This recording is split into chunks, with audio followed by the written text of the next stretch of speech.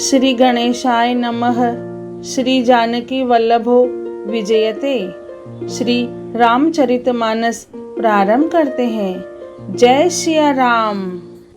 अगर मेरे वीडियो आपको अच्छे लगते हैं तो सब्सक्राइब जरूर कीजिए और अपने प्रियजनों परिवारजनों को जरूर शेयर कीजिए और उनको भी प्रोत्साहित करिए ऐसे धार्मिक वीडियो देखने के लिए। श्री रामचरितमानस में सप्तम सोपान उत्तरकांड में 14वां खंड प्रारंभ करते हैं। तिर्यक योनि पशु पक्षी देवता या मनुष्य का जो भी शरीर धारण करता वहाँ उस शरीर में मैं श्री राम जी का भजन जारी रखता। इस प्रकार मैं सुखी हो गया, परंतु एक शूल मुझे बना रहा। गुरु जी का कोमल सुशील स्वभाव मुझे कभी नहीं भूलता, अर्थात मैंने ऐसे कोमल स्वभाव दयालु गुरु का अपमान किया। यह दुख मुझे सदा बना रहा। मैंने अंतिम शरीर ब्राह्मण का पाया, जिसे पुराण और वेद देवताओं को भी दुर्लभ बताते हैं। मैं वहाँ ब्राह्मण शरीर में भी बालकों में मिलकर खेलता तो श्री रघुनाथ जी की ही सब लीलाएं किया करता। सयाना होने पर पिताजी मुझे पढ़ाने लगे। मैं समझता सुनता और विचारता, पर मुझे पढ़ना अच्छा नहीं लगता था। मेरे मन से सारी वासनाएं भाग गई, केवल श्री राम जी के चरणों में लव लग गई।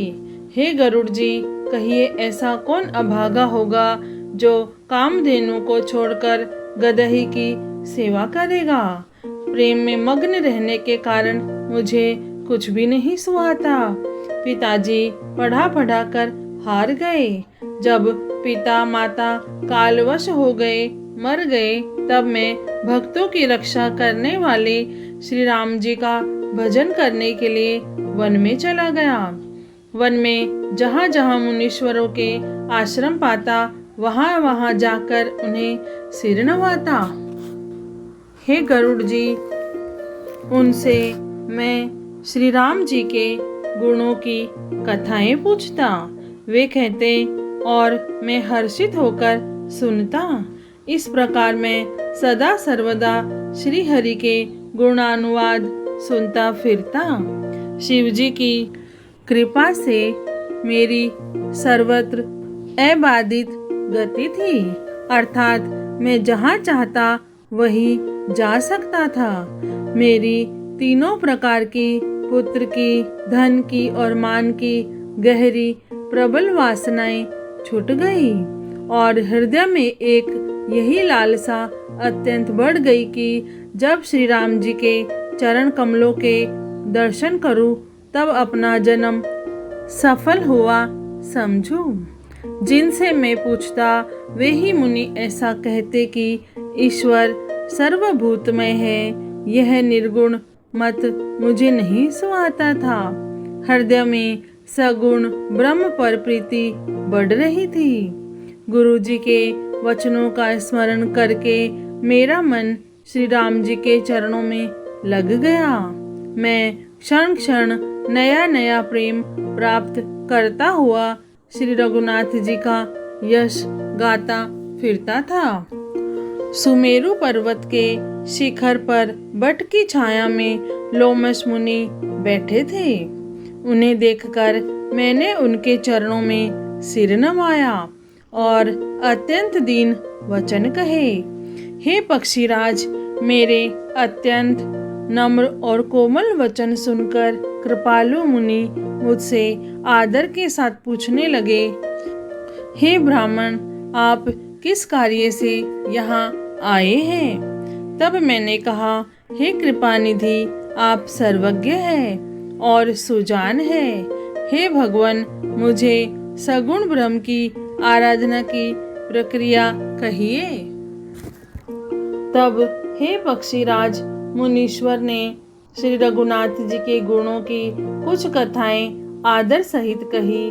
फिर वे ब्रह्म ज्ञान परायण विज्ञानवान मुनि मुझे परम अधिकारी जानकर ब्रह्म का उपदेश करने लगे कि वह अजन्मा है, अद्वैत है, निर्गुण है और हृदय का स्वामी अंतर्यामी है। उसे कोई भी बुद्धि के द्वारा माप नहीं सकता। वह इच्छा रहित, नाम रहित, रूप रहित, अनुभव से जानने योग्य है, अखंड और उपमा रहित है। वह मन और इंद्रियों से परे, निर्मल, विनाश रहित, निर्विकार, सीमा रहित और सुख की राशि है। वेद ऐसा गाते हैं कि वही तू है, तत्वमसि। जल और जल की लहर की भांति उसमें और तुझ में कोई भेद नहीं है। मुनि ने मुझे अनेकों प्रकार से समझाया, पर निर्गुण मत मेरे हृदय में नहीं बैठा। मैंने फिर मुनि के चरणों में सिर नवाकर कहा, हे मुनीश्वर, मुझे सगुण ब्रह्म की उपासना कहिए। मेरा मन राम भक्ति रूपी जल में मछली हो रहा है, उसी में रम रहा है। हे चतुर मुनीश्वर, ऐसी दशा में वह उससे अलग कैसे हो सकता है? आप दया करके मुझे वही उपदेश उपाय कहिए जिससे मैं श्री रघुनाथ जी को अपनी आंखों से देख सकूं। पहले नेत्र भरकर श्री अयोध्यानाथ को देखकर तब निर्गुण का उपदेश सुनूंगा।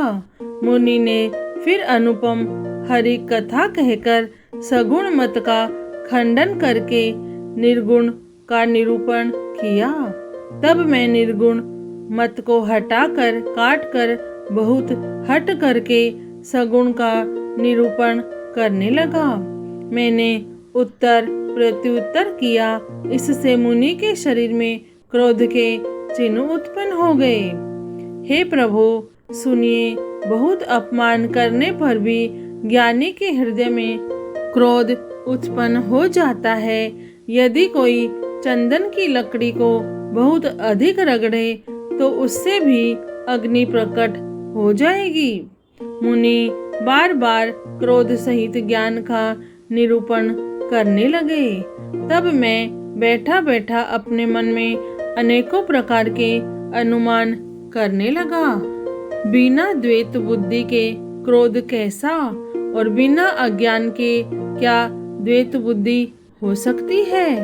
माया के वश रहने वाला परिच्छिन्न जड़ जीव क्या ईश्वर के समान हो सकता है?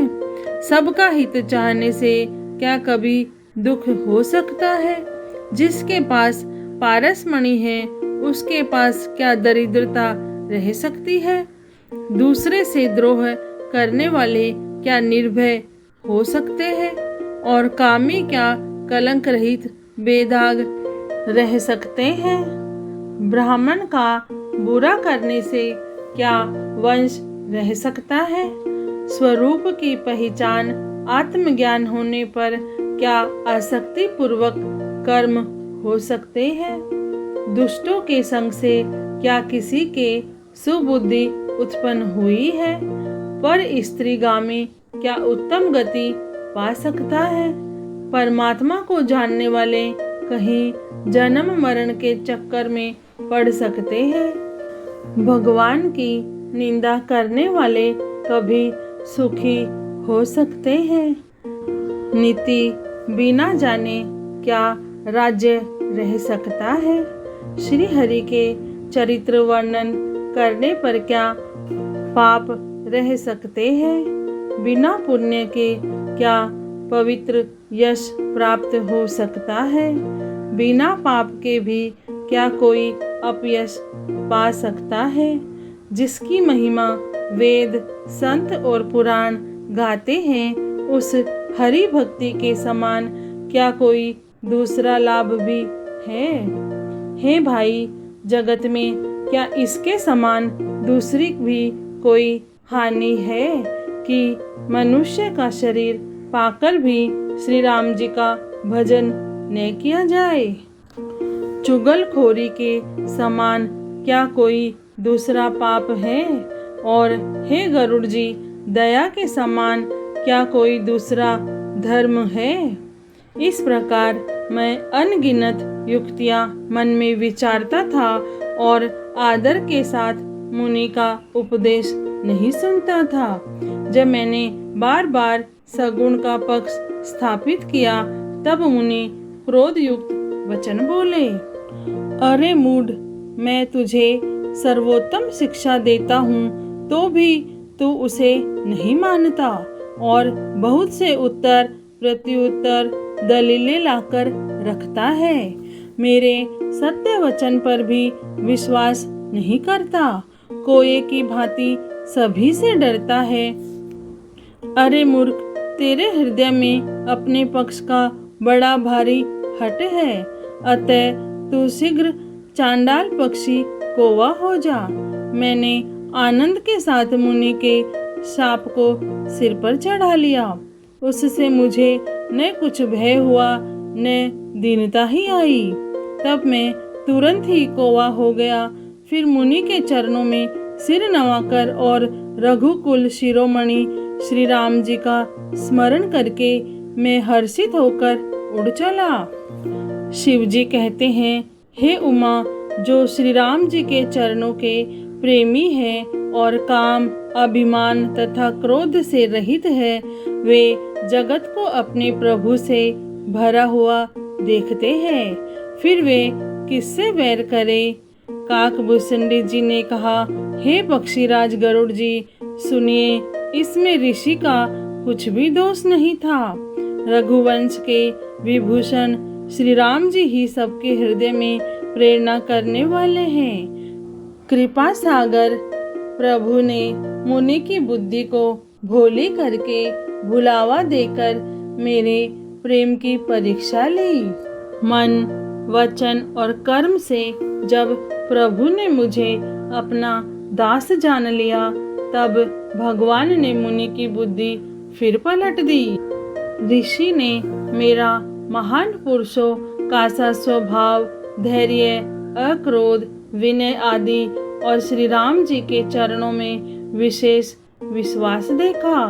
तब मुनि ने बहुत दुख के साथ बार बार पछताकर मुझे आदर पूर्वक बुला लिया। उन्होंने अनेकों प्रकार से मेरा संतोष किया और तब हर्षित होकर मुझे राम मंत्र दिया। कृपा निधान मुनि ने मुझे बालक रूप श्री राम जी का ध्यान की विधि बतलाया। सुंदर और सुख देने वाला यह ध्यान मुझे बहुत ही अच्छा लगा। वह ध्यान मैं आपको पहले ही सुना चुका हूँ। मुनि ने कुछ समय तक मुझको वहाँ अपने पास रखा। तब उन्होंने रामचरितमानस वर्णन किया। आदर पूर्वक मुझे यह कथा सुनाकर फिर मुनि मुझसे सुंदर वाणी बोले। हे तात, यह सुंदर और गुप्त रामचरितमानस मैंने शिवजी की कृपा से पाया था। तुम्हें श्री राम जी का निज भक्त जाना, इसी से मैंने तुमसे सब चरित्र विस्तार के साथ कहा। हे तात, जिनके हृदय में श्री राम जी की भक्ति नहीं है, उनके सामने इसे कभी भी नहीं कहना चाहिए। मुनि ने मुझे बहुत प्रकार से समझाया। तब मैंने प्रेम के साथ मुनि के चरणों में सिर नवाया। श्री रामचरितमानस के सप्तम सोपान उत्तर कांड में 14वां खंड पूर्ण हुआ। जय श्री राम, जय सिया राम।